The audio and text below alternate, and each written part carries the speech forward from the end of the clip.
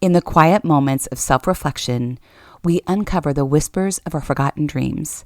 It's never too late to reclaim your voice and step boldly forward into your next chapter. Oh, friends, I'm so glad you're here. Thank you for showing up and being here today. We are going to dive into this a little bit in this episode because I'm actually going to share a little bit about my journey of how I found the courage to step forward with my life, midlife.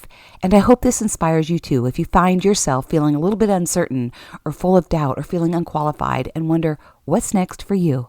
So grab that cup of coffee and maybe a notebook. I hope this blesses you. Okay, let's go. Welcome to Step Forward with Terry Mullen. If you're new here, welcome. If you have been following along for a while, welcome back, and thank you so much for being here. I'm a mom to 4 adults, a wife of 34 years, a midlife entrepreneur, and your confidence coach who transformed my own doubt into confidence to speak, write my book, start a podcast, and launch my own business. Now I empower other amazing women just like you to do the same. So lean in and learn how to crush that fear, amplify your voice, and build confidence to create your own impact and income. I'm here to encourage you and empower you every step of the way. Let's step forward. I remember that it was a beautiful, crisp autumn morning.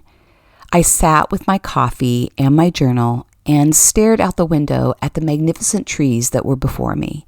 They were full of leaves in transition of their own. Yellow, orange, and crimson filled the branches.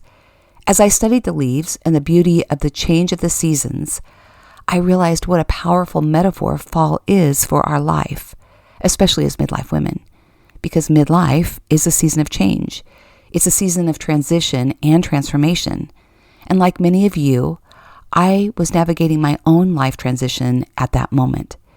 You see, for years, I had dedicated my life to raising our children, our wonderful 4 children. And for those of you that don't know, our oldest 3 were all born in September in consecutive years. Yes, they are all 1 year apart. And our 4th precious caboose, that I call him, was due September 2nd, but he actually arrived August 23rd. He is 7 years younger than our 3rd, and I had prayed for him for a long time. I had supported my husband in his career for many years, and that included a few moves. Often I put my own dreams and my own desires aside, doing what was best for our family and for everyone else, until my husband decided he wanted to move back to California from Texas, just as our youngest was entering middle school. And as I share in my book, Step Forward, moves were not always easy for me. You see, I land somewhere, I kind of go deep and make friendships, and it's hard for me to just pick up and move on. I've gotten a lot better at it, but back then when our kids were still growing up and they'd made all their friends and our life was established, moving was not something I wanted to do. But when we had first moved to Texas, 11 years prior to this moment that I'm describing, I didn't really feel like I belonged. It was a completely different culture. And though I had grown up in a small town in Washington State, my husband and I had kind of grown our life together in California. That's where we met and married. And moving to Texas was really hard. It was a completely different culture. But over time, I grew to love it. My kids now call that home, and I made some of my very best friends. But we eventually moved back to California against all that I felt was right at that time. Usually I supported my husband, but this time it was different. He didn't listen to me. And I felt really shut down.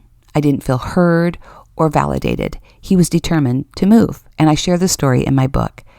The truth is, this had always kind of been a pattern in our relationship. I probably just didn't see it. We were kind of 2 ships in the night, raising our kids. We were in the throes of, him growing his career and working really hard. I was doing things at home and taking care of our kids, and we had a routine. We had a great life. But all of a sudden, we hit this crossroad where I didn't want to move. Usually I always said yes, but we moved anyway. We sold our home, our dream home. I prayed it wouldn't sell, but it sold very quickly.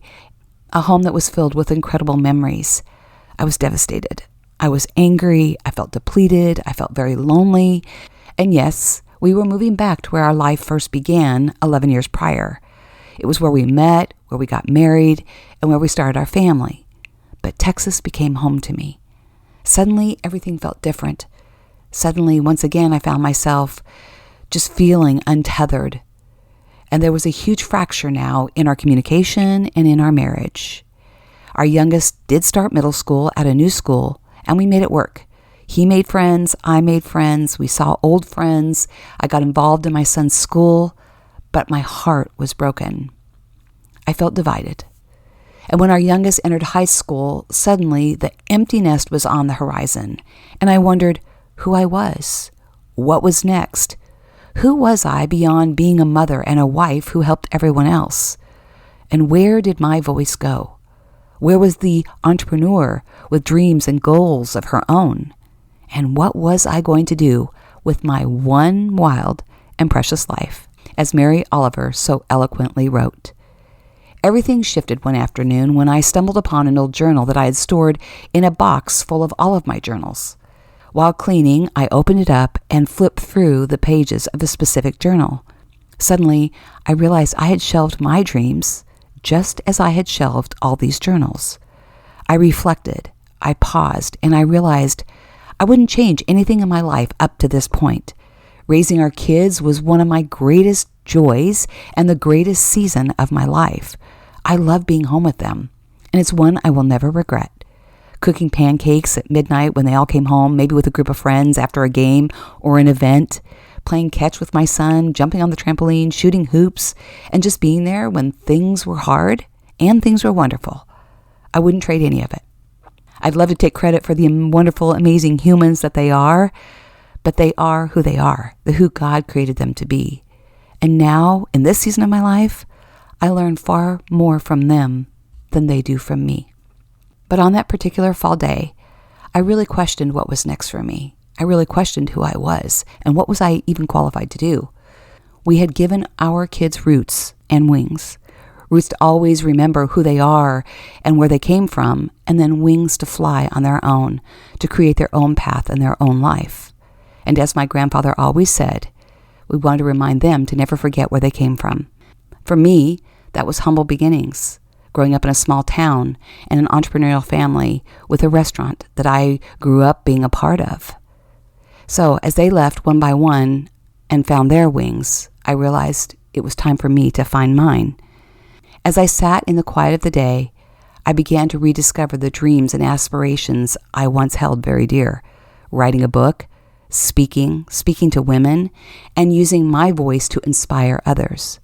A spark began to flame. Each word I felt whispered in my soul urged me to step forward and reclaim my new purpose. That whisper in my soul continued to nudge me, and it got louder. So I encourage everyone to pay attention when that happens to you. In time, I realized this was more than a nudge. It was a strong desire. And one night, as the sun began to dip below the horizon, I made a decision. I was no longer going to allow my voice to be silenced. I would step forward and figure out what I wanted to do next. I was going to remember the entrepreneur who lived inside of me, the one who once created a thriving career and knew how to do it. And so I did. I went on a journey. I went on a journey of rediscovery. I joined a local writing group. I returned to work. I tampered into real estate. I started another business that actually failed. And then I got a coach. I signed up for an online course, and I launched a podcast. And suddenly, everything changed. Something came alive in me. Each week, I slowly began peeling away the layers of my own fear and my own doubt and feeling unqualified. I found myself being full of excitement again. As I took courageous steps to start that podcast and then write my book Step Forward and create a course, I realized I was coming alive. And I did it all quite messy. I've definitely made a lot of mistakes along the way. Some things have worked and some things didn't, but it's okay. I realized that I'm far more courageous than I ever realized. I stepped into those courageous cowboy boots that I describe in my book, Step Forward, and so can you. So fast forward to today, I speak. I sit here behind this podcast talking to you. It's my happy place. I share that all the time. I love sitting here talking to you, sharing my heart and my story, and hopefully helping you step forward with your life one step at a time. I also coach with a course through group coaching, and I do one-on-one coaching. I share my journey of reinvention and helping other women reinvent themselves by finding their voice and gaining the confidence and the courage to move forward with their business, to create greater impact and income for themselves. And it gives me such joy to see women's eyes light up when they realize how brave and strong and courageous and powerful they are. I'm so proud of the women I've had the privilege to support and guide and coach. It makes me so proud to see them take courageous action to step forward and pursue their dreams, even when they're really scared and full of doubt and uncertainty. When they find their wings to fly, when they find their voice and their courage to speak on video and to start a podcast and to move forward with their business, then I have succeeded. I have then helped another amazing woman believe in herself and radiate her light into the world. Hearing other women say that my words have inspired them to take a leap, that's one of my greatest joys. My journey has taught me that rediscovery is exactly that. It's a journey. And although I say it's never too late to rediscover your voice and to step forward into your next chapter, I also realize that it's a process. It's a journey. It does not happen overnight. There's no such thing as instant success or just suddenly know where you're headed or where you're going. It starts with that small flame, that small flicker, that whisper in your soul. And I think we get distracted and discouraged because there's so many programs out there that teach us that the way we accomplish XYZ and do it in a certain amount of time is the way we do it. And I don't agree with that. I'm sorry, but not sorry. The reality is it takes time. It starts with that small idea, that small flame, and we just have to take action and start. Each stepping stone we take, each wrong step or pivot guides us more towards where we're headed, and it refines over time. But we don't start out knowing exactly what it all looks like. And what happens is when we try to start out so narrow in the very beginning, we get discouraged and we compare ourselves to other people and we think it should be done a certain way by a certain time. And I think that's a disservice. The most important thing is to take that courageous action, to take that first step forward and realize it's a journey. Each step is a stepping stone towards that goal of what you want to do. And so to all the women listening in, I want to empower you. I want you to know that your idea matters. It's your idea. Your voice matters. And as we step into fall and watch each season change, I want you to feel inspired and take courageous action to start. Whatever that goal is, whatever that dream is, whether you want to start a podcast or write a book or create a course or coach, it's your idea to move forward. And I want to empower you that you have to look through your lens, as we've heard Trent Shelton say. It's your vision. You're the one with the idea, and your vision is yours. Don't try putting on someone else's glasses and looking through that lens because it's going to be blurry. It's someone else's vision, someone else's prescription. It's not yours. Whatever yours is, lean into that and move forward with that. Don't compare yourself. Don't look left or right or try to do it someone else's way. Trust your own intuition and just go for it. The market's going to dictate whether it's right or wrong. And if you don't get it right, no big deal. Just shift and pivot. I've done that many times. I've pivoted so many times and reinvented myself so many times. It's okay. That's the process. That's the journey. It doesn't mean you failed. You're on the right path. It's just part of what we all have to do. We all pivot and shift and try new things and see what works and what doesn't. It's all about testing to see what actually works. Does that make sense? I just think there's so many programs out there, so many courses that try to tell us that there's a certain way we have to do things. And I don't agree with that. I just don't agree with that. You have to start where you are with that idea and move forward. The market will tell you whether you get it right or wrong. And that's when you adjust. At the end of the day, it's not about trying to do it all perfectly. It's not about following someone else's formula. It's about showing up authentically as yourself. It's about trying and starting and doing. It's about stumbling over your words on videos. It's about doing it messy. It's about leaning into the passion and the spirit that guides you and that inner voice that tells you which way to go, right? Now, definitely you have to, get support for the actual business ideas on how to do certain business things, but the idea for what you want to do and who you're helping and how you're going to do it is yours. So I want to encourage you, my friend, to keep stepping forward. I'm here for you. This is the true beauty of fall, of navigating this transition, of turning over new leaves. It's letting go of things that no longer serve you, and it's blooming again. It's starting right now. And if you need help showing up here and finding your voice, I'm here for you. I have a new course starting. It's called Speak.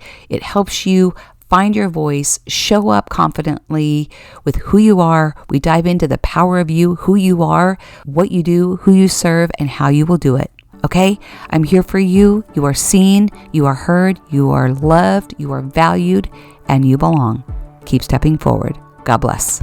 Well, thank you so much for being here and for listening in. I hope you have a few key takeaways that you can apply to your own life. And if you don't mind, if you could take just a few moments and leave me a review, I would love it. It lets me know that there are people out there on the other side of this microphone who are listening in and this has had an impact on their life. And just leave those 5-star reviews. That would be so awesome. Until we meet again, know that you are seen, you are heard, you are loved, you are valued, and you belong. Let's keep stepping forward. God bless.